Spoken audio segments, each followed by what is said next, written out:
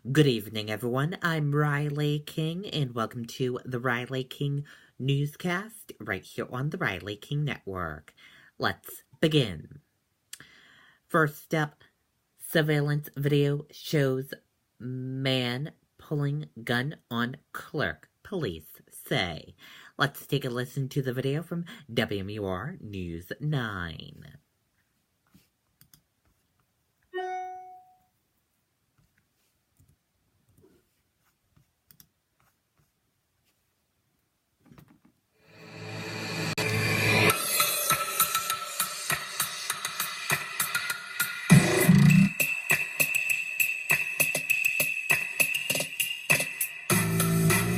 A woman working inside the Z1 Express in Manchester was cleaning when she was approached suddenly Tuesday night by a man holding a gun. Early evening hours, not expecting to have some sort of violent encounter, and unfortunately she did. Manchester police say the masked man, armed with what appeared to be a black automatic handgun, walked into the store and brazenly pointed it right at her. Fortunately, she was unharmed. I mean, physically, mentally, I'm sure it's going to bear some scars for some time. That's a traumatic event for anyone to go through. As you can see in this surveillance video, the man made the clerk open the cash register. He got away with some money. He appears to be a Caucasian male, perhaps around 5'7", skinny build, was wearing what looks like a darker colored sweatshirt, black pants, sneakers. Police hope by releasing this video, someone will see something they recognize. Either his gait, his mannerisms, his clothing, something to give us a tip so we can do something before this perhaps turns into another one and perhaps escalates into something a little more violent. Something officers say happens far too often. They can happen at any time. The robberies take place morning, noon, night. It really doesn't matter. We have a lot of 24-hour businesses here in the city of Manchester.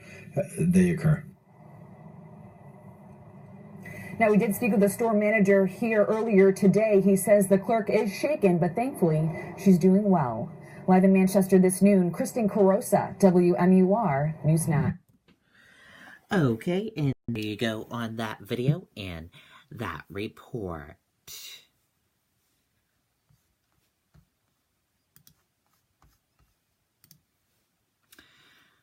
Police, robber brandished knife exposes self to woman child. Police are looking for a man who brandished a knife and exposed himself to a woman and her 10-year-old son before taking their cash. Boston police said the incident happened in the 200 block of Pears Street in East Boston at 6:30 a.m. Monday. Police said the 43-year-old woman was leaving her home with her son when the knife-wielding man entered the stairwell and demanded money. The man then indecently exposed himself to the victims and took cash from the woman's purse. The man fled when a neighbor came out. The man was described as white with green eyes and yellow hair and about 6 feet 2 inches tall with a muscular build. He was wearing all black and a black hat and a black mask. The man fled in a dark-colored sedan, possibly a Toyota Corolla or Camry, with potential registration plate of 5FX, police said. The car had been parked with its hazard lights on at the corner of Moron and Pears Street. Anyone with information is asked to contact Boston Police.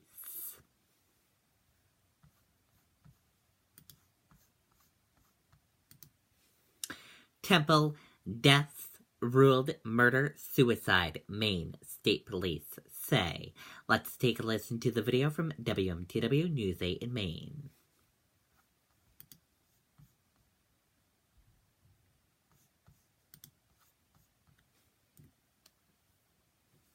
First sent to this home on Temple Road this morning after receiving a 911 call from Thomas Massey threatening to shoot himself. Yeah, there's cop cars everywhere. When state police negotiators arrived, they attempted to communicate with the couple inside, but were unsuccessful. And around 12:30, tactical teams entered the home to find Massey and his wife Michelle shot dead. Yeah. Just feel for their families, feel for their daughter was there. Kelly Hutchins lived across the street from the couple for more than a year. He always seemed really nice whenever we saw him outside, neighborly or whatever, but we never expected this. And says she never saw any signs of trouble at the small greenhouse. It's really quiet, so to have something this close to home, it was a shocker, really. Members of the evidence response team remained at the home well into the night. We're in the very early stages of the investigation, and we still have some work to do on the interview side of the house as well as evidence at the scene. Trying to put together the pieces of what happened inside. Again, police say they are just beginning their investigation. Autopsies are scheduled for tomorrow morning. In Temple, Erin Dixon, WMTW News 8. Okay, there you go on that video and that report.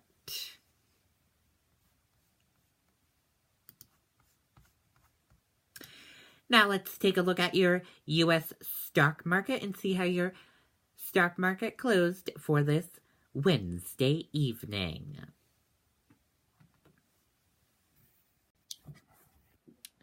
Your Dow Industrial Average closed in the red and went down. Your Nasdaq closed in the red and went down. S&P 500 closed in the red and went down. CNBC IQ 100 closed in the red and went down. Gold closed in the green and went up. Oil closed in the green and went up. US 10-year closed in the green and went up. Euro/USD closed in the green and went up. And VIX closed in the red and went down.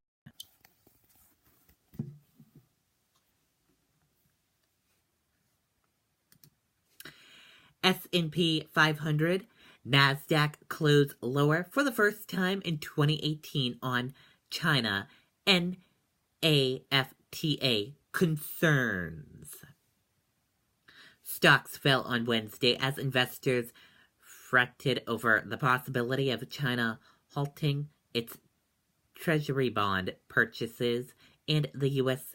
pulling out of NAFTA.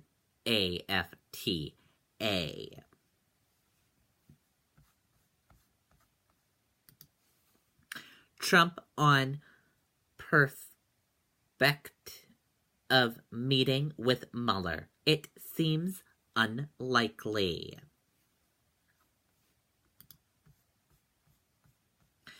Let's take a listen to the video from ABC News.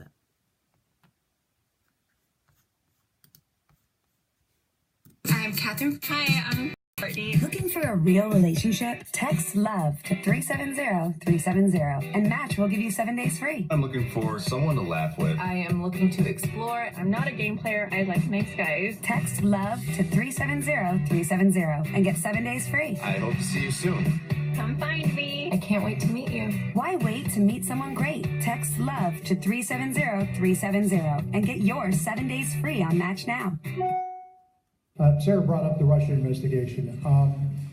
Your legal team, sources have told us, believes that in the next few weeks, the special counsel, Robert Mueller, will ask for some sort of an interview with you, your legal team believes, as part of wrapping up his investigation.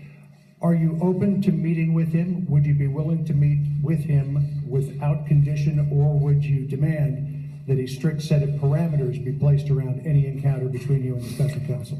Well, again, John, there has been no collusion between the Trump campaign and Russians, or Trump and Russians. No collusion. When I watch you interviewing all the people leaving their committees, I mean, the Democrats are all running for office and they're trying to say this, that, but bottom line, they all say there's no collusion.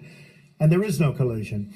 And when you talk about interviews, Hillary Clinton had an interview where she wasn't sworn in, she wasn't given the oath, they didn't take notes, they didn't record, and it was done on the 4th of July weekend.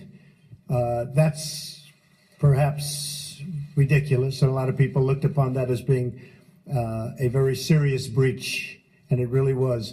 But again, I'll speak to attorneys. I can only say this: there was absolutely no collusion. Everybody knows it. Every committee. I've been in office now for 11 months. For 11 months, they've had this phony cloud over this administration, over our government, and it has hurt our government. It does hurt our government. It's a Democrat hoax that was brought up as an excuse for losing an election that, frankly, the Democrats should have won because they have such a tremendous advantage in the Electoral College. So it was brought up for that reason. But it has been determined that there is no collusion, and by virtually everybody.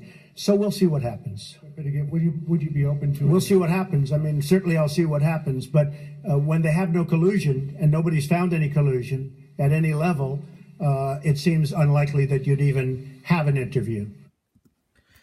Okay, there you go on that video and that report.